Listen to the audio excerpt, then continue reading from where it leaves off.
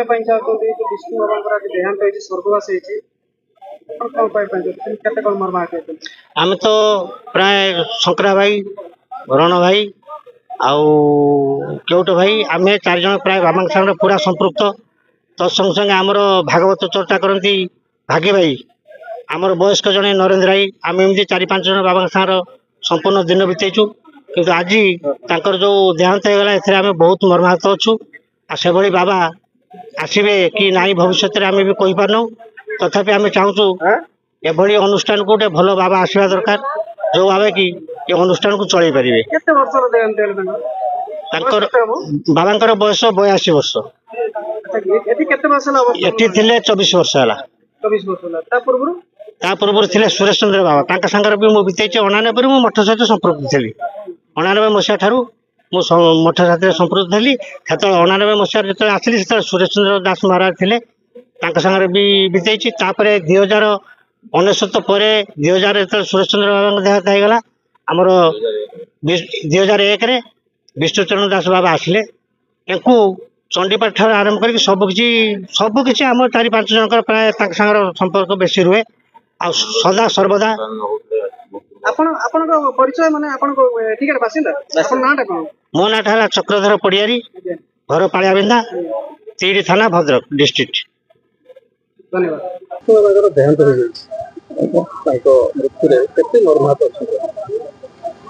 मर्माहत तो माने समस्ते बाबा आसी आमर 2000 आज दीर्घ 25 वर्ष से छाड़ी माने जाई ना माने तांकर भल पाइबा एठू लोक मान पाखर बहुत भल पाइबा से पाई शेष अवस्था 7-8 दिन पूर्व मु आसी मेडिकल नहीं जापाई से किंतु गलेनी कहले मुझे सेवा पाऊँ मेडिकल कौन अधिका पाइबी मु शेष पर्यंत ही सी रहिले एठी मुझे डाकिली भी से गलेनी आज माने बड़ दुखर कथा मुझे आसती मोर पंचायत कम आसती ये आमर प्रोग्राम थिला आसती आसिक कहली टे बाबा को देखा कर देछि बाबा देखा करते मुझे देखा कली देखा करी पुणी मुझे आसी ठिया से पुणी डकेले मत कहले माँ को डाक मुझे सागर मत मोर बोधे देखा हेनी मुझे पहुँचली से उठुले मुझे नाई नाई उठतुनि हूँ आसबि 2 दिन पर आउ बेस समय रही हेनी अफिसर थे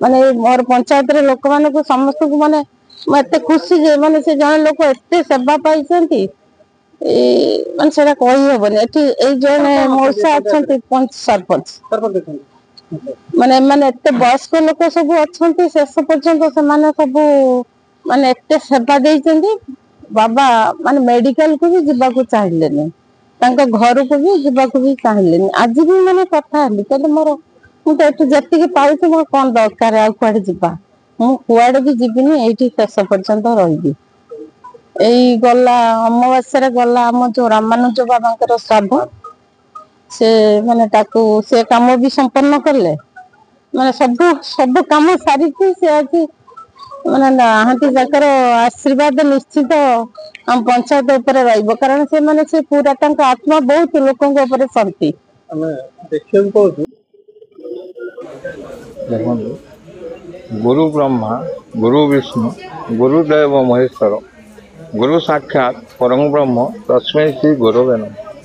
जे कि गुरु ब्रह्मा विष्णु महेश्वर तीनटा तांका पाखरे गुण थिला जे कि आज तांको जो यह जो संबर 2:30 रे जो आमको छाड़ी आज चलीगले बाबा स्वर्गारोहण कले से मो निजे सहित तथा आमर पाखरे अच्छा सरपंच महोदया जे कि मोर बड़ भाई नना जे तांकर बंधु हिसाब हे नाती हिसाब हे सहित 2-3टी पंचायत ये समस्ते आज ग्रामवासी आज मृत्यु मर्माहत हो पड़ी दुखरे भांगी पड़ते कारण तांको पाखरे एमिति गुण थिला जे कि से पर को आपणार करथुले एवं प्राय 60-70 ऊर्ध्व लोक जे कि निसंतान जो मैंने संतान खोजापी व्याकुल होते से सफल कर प्रथम विशेष गुण थिला ତତ୍ସହିତ ଯେ କି କାହାର ଦୃଷ୍ଟି ବା ଗାଈ ମାନେ ବିଗାଡ଼ିବା ଏସବୁ ମଧ୍ୟ ସେ ସେଥିର ପାରଙ୍ଗମ ଥିଲେ, ତାକୁ ଭଲ କରିପାରୁଥିଲେ। କିଛି ରୋଗ ବି ମଧ୍ୟ ଭଲ କରିଛନ୍ତି, ଯେଉଁମାନେ ମେଡ଼ିକାଲରୁ ଫେରିକି ଯେ କି ମୋର ଯେ କି ତାର ଅଛି ଦୃଷ୍ଟାନ୍ତ ଉଦାହରଣ ଯେ କି ସେ ଭଲ କରିଛନ୍ତି। ଏଇଭଳି ତାଙ୍କର ଅନେକ ଗୁଣ ଥିଲା। ବହୁତ ଲୋକ ଆରୋଗ୍ୟ ସହିତ କିଛି ସନ୍ତାନ ଲାଭ କରିଛନ୍ତି। ଏଇଟା ତାଙ୍କର ବିଶେଷ ଗୁଣ ଥିଲା।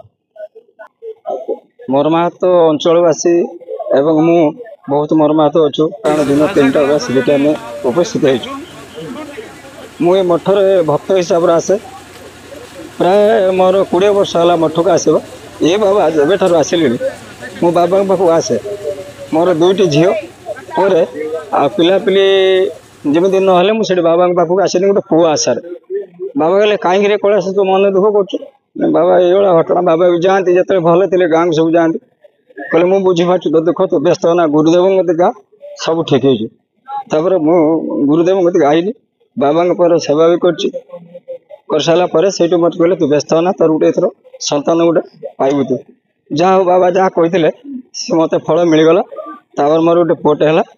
ସେଦିନକାର ମୁଁ ବାବାଙ୍କ ପ୍ରତି ଏତେ ଆତ୍ମଷ୍ଟ ଯେ ମୋର ଯେତେବେଳେ ମୁଁ ଗୋଟେ ଅଷ୍ଟପ୍ରହରୀ ଗଲା, ଅଷ୍ଟପ୍ରହରୀ ଯୋଉଠି ନଥିବ ମୁଁ ଆସିକି ପହଞ୍ଚିବି। ମଠର ବିଶ୍ୱଶାନ୍ତି ମହାଯଜ୍ଞ ଗୋଟେ ମାସ ଚାଲେ। ମୋର ଯଦି ପ୍ରୋଗ୍ରାମ ଥିବ ମୁଁ ପ୍ରୋଗ୍ରାମକୁ ଯାଏ, ନହେଲେ ପ୍ରୋଗ୍ରାମ ନଥିଲେ ମୁଁ ଏଠି ଜାଗାକୁ ଆସେ। ସମସ୍ତେ ବି ଜାଣିଛନ୍ତି। ଆସିକି ତାପରେ କୀର୍ତ୍ତନ ଫୀର୍ତ୍ତନ କରିକି ଆମେ ଯାଉ। ଏଇ କିଛି ଦିନ ହେଲା ବାବା ଗୋଟେ ମାସ ଯୋଉ ଯଜ୍ଞ ଗଲା, ତାପରେ ବାବା ଟିକେ ଗାଧୁଆ ପାଧୁଆ ରାତି 4ଟାରୁ କରନ୍ତି। ତାପରେ ବାବାଙ୍କୁ ଥଣ୍ଡା ଧଇଲା, କଫ ଜମିଗଲା। ସେଇଦିନକୁ ବାବା ବିଛଣା ଗ୍ରସ୍ତ ହେଇଗଲେ। ତାପରେ ସବୁ ଏ ବରୁଣୀ ଉତ୍ତରଭା ସମସ୍ତେ ଆସନ୍ତି, ବାବାଙ୍କର ସେବା କରନ୍ତି। ବିଶେଷ କରି ଆହୁରି ବି ଲୋକମାନେ ଅଛନ୍ତି, ତାଙ୍କର ସେବାର କୌଣସି ତ୍ରୁଟି ହେଇନାହିଁ। ଆଉ ବାବା ହସି ଖେଳିକି ଗଲା ଭଳି ଆଜି ବିଦାୟ ନେଇଗଲେ ଆମ ସମସ୍ତଙ୍କୁ, ଅଞ୍ଚଳବାସୀକୁ ପର କରିକି। ସେଥିପାଇଁ ଆମେ ବହୁ ଅଞ୍ଚଳବାସୀ ମାନେ ଆସିକି ଆପଣ ଦେଖୁଥିବେ ଲୋକ ସବୁ ପ୍ରାୟ 500,000 ଲୋକ ଅଛନ୍ତି। ସନ୍ତାନ ପ୍ରାପ୍ତ ଆଜ୍ଞା ଦମ୍ପତି ସନ୍ତାନ ପ୍ରାପ୍ତ ହୁଅନ୍ତି, ଆଜ୍ଞା କଣ ବାବାଙ୍କ ଆଶୀର୍ବାଦ ନା ସେ ଔଷଧ? ବାବାଙ୍କ ଆଶୀର୍ବାଦ ଏବଂ ଯୋଉ ଆମର ବିଶ୍ୱଶାନ୍ତି ମହାଯଜ୍ଞର ଶ୍ରୀଫଳ ଦାନ କରାଯାଏ, ସେ ଶ୍ରୀଫଳକୁ ଅମୃତ ଭାବେ ଆମେ ଗ୍ରହଣ କରୁ। ସେଥିପାଇଁ ବାବାଙ୍କର ଆଶୀର୍ବାଦ ଅଛି, ଗୁରୁ ବାବାଙ୍କର ବି ଆଶୀର୍ବାଦ ଅଛି। ସେଥିପାଇଁ ଯିଏ ବିଶ୍ୱାସର ନେଲେ କିଛି ନା କିଛି ରେଜଲ୍ଟ ମିଳିବ, ତାଙ୍କୁ କିଛି ନା କିଛି ଫଳ ମିଳିବ ଫାଇନାଲ। ବାବା ଯାହା କହିଥିଲେ ମର୍ମାହତ ତ ନିଶ୍ଚିତ, କେବଳ ମୁଁ ନୁହେଁ, ଏ ପଞ୍ଚାୟତ ବାହାର ପଞ୍ଚାୟତ କେବଳ ଭଦ୍ରକ ଜିଲ୍ଲାର ବହୁ ସମ୍ପ୍ରଦାୟର ଲୋକ ଆସିକି ଏଠି ରୁଣ୍ଡ ହୁଅନ୍ତି। ମୁଁ ଏଠି ଦୀର୍ଘ ଦିନର ଠାକୁରଙ୍କର ସେବକ, ଯଜ୍ଞାଦି କର୍ମ ମଧ୍ୟ କରେ ଏବଂ ମୁଁ ଦେଖେ ତାଙ୍କ ଗୁଣରେ ଆକର୍ଷିତ ହେଇ ବହୁ ଲୋକ ଆସନ୍ତି। ସେ ହେଉଛନ୍ତି ରାମାନୁଜ ସମ୍ପ୍ରଦାୟର ଲୋକ, ହନୁମାନଙ୍କର ସାଧକ, ରାମଙ୍କର ସାଧକ, ରାମଚରିତ ମାନସର ସେ ଜଣେ ହେଉଛନ୍ତି ବଳିଷ୍ଠ ପ୍ରବକ୍ତା। ଆଉ ହନୁମାନ ଚାଳିଶା ସେ ପଢ଼ିବେ, ଆପଣ ସ୍ଥିର ହେଇକି ରହିପାରିବେ ନାହିଁ, ସେ ହନୁମାନ ନିଶ୍ଚିତ ଭାବରେ ପ୍ରକଟିତ ହେଇଯିବେ ତାଙ୍କ ଆଗରେ। ଏଇଭଳି ଗୁଣ ଥିଲା। ଆଉ ତାଙ୍କ ଗୁଣରେ ଆକର୍ଷିତ ହେଇ ଏତେ ଲୋକ ଆସନ୍ତି, ବହୁ ଦୂର ଦୂରାନ୍ତରୁ ରୋଗାକ୍ରାନ୍ତ ଲୋକ ମଧ୍ୟ ଆସି ଏଠାରେ ରୋଗମୁକ୍ତ ହେଇକି ଯାଇଛନ୍ତି। ମୋର ନିଜର ଅନୁଭୂତି, ମୁଁ ଯାଇଥିଲି ଆଗରପଡ଼ାର ଜଣେ ବୁଢ଼ୀ, ସେ ମୋତେ ପଚାରିଲେ, କହିଲେ ତମର ସେଠି ଗୁପ୍ତ ଗଙ୍ଗାର ଜଣେ ବାବା ଥିଲେ, ସେ ଅଛନ୍ତି ନା? ମୁଁ କହିଲି ଆଜ୍ଞା ଅଛନ୍ତି। କଣ ଆପଣଙ୍କର ତାଙ୍କ ପାଖରେ କଣ କାମ? କହିଲେ ମୋ ସ୍ୱାମୀକି ସିଏ ଭଲ କରିଦେଇଥିଲେ। କଣ ଭଲ କରିଥିଲେ? ନା ମୋ ସ୍ୱାମୀଙ୍କର ଅର୍ଶ ହେଇଥିଲା, ମୁଁ ଯାଇଥିଲି, ମୋତେ କହିଲେ ଗୋଟେ କୁଣ୍ଡିଆ ଉଲ ଆଣିବି। ମୁଁ କୁଣ୍ଡିଆ ଉଲ ନେଇକି ଯାଇଥିଲି, ସେ କହିଲେ ସେ ଯଜ୍ଞ କୁଣ୍ଡରେ ଫିଙ୍ଗିଦେ। ମୁଁ ଯଜ୍ଞ କୁଣ୍ଡରେ ଫିଙ୍ଗିଦେଲି। କହିଲେ ଚାଲିଯା 7 ଦିନ ପରେ ଆସିବୁ। 7 ଦିନ ପରେ ମୁଁ ଗଲି। ଗଲା ପରେ କହିଲେ ଚାଲିଯା ଯଜ୍ଞ କୁଣ୍ଡରୁ ଉଠେଇ ଆଣିବୁ ସେ ଓଲଟାକୁ। ମୁଁ କହିଲି ବାବା ଯଜ୍ଞ କୁଣ୍ଡ ଜଳୁଛି, ମୁଁ ଉଠେଇ ପାରିବି ନା? କହିଲା ତୁ ଗିହାଳୁ ଉଠେଇ ପାରିବୁନି? କହିଲା ନା ମୁଁ ଉଠେଇ ପାରିବିନି। କହିଲା ହଉ ରହିଥା ମୁଁ ଉଠେଇ ଆଣୁଛି। ବାବା ଗଲେ କୁଣ୍ଡରୁ ସେ ଓଲଟିକି ଉଠେଇ ଆଣିଲେ, ଉଠେଇ ଆଣିକି ମୋତେ ଦେଲେ। ମୁଁ ତାକୁ ଭସ୍ମ କରି ମୋ ସ୍ୱାମୀକି ଦେଲି, ସେଇଥିରେ ତାଙ୍କର ଅର୍ଶ ରୋଗ ଭଲ ହେଇଗଲା। ଏମିତି ବହୁ ଉଦାହରଣ ଅଛି ବାବାଙ୍କ ବିଷୟରେ। ଆଉ କଣ ଅଧିକା କହିବା? ଆପଣମାନେ ତ ଦେଖୁଛନ୍ତି କେତେ କେତେ ଜନସାଧାରଣ ଏଠି ରୁଣ୍ଡ ହେଇକି ଅଛନ୍ତି। ବର୍ତ୍ତମାନ ନୁହେଁ, ଆପଣଙ୍କର ଦୀର୍ଘ ମାସେ ହେଇଗଲାଣି ଲୋକ ତାଙ୍କୁ ଛାଡ଼ିକି ଯାଉନାହାନ୍ତି। ତାଙ୍କ ପୁତ୍ର ଏ ରଣ ଭାଇ ଅଛି, ତାଙ୍କ ପୁଅ ଭଳିଆ। ଭାଗି ଭାଇ ଅଛି, ତାଙ୍କ ପୁଅ ଭଳିଆ। କେଉଟ ଭାଇ ଅଛି, ତାଙ୍କ ପୁଅ ଭଳିଆ। ଆହୁରି ବିଶେଷ ଭାବରେ ଆମର ସନକ से पाखरे पड़ी रही गुह मध्य से सफा करे बापांकर अनुमान करुच्ची बोधे हाँ 82 हाँ 85 हो पारे अनुमान करुच्ची बाबांकर बयस